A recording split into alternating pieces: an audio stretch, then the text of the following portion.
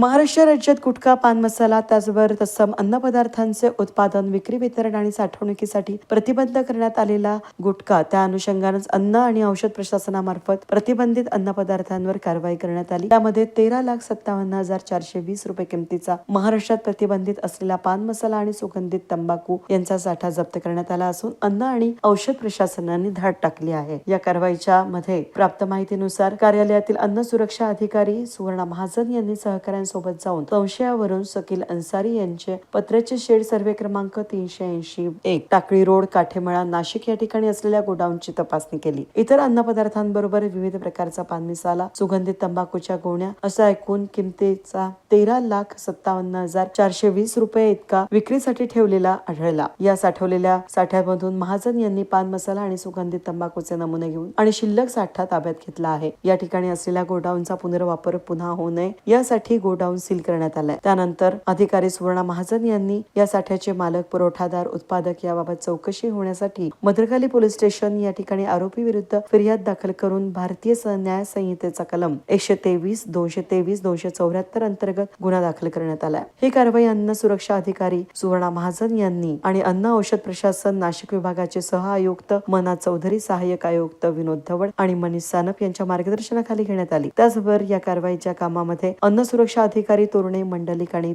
पाटील यांनी सहकार्य केलं. News today Nashik.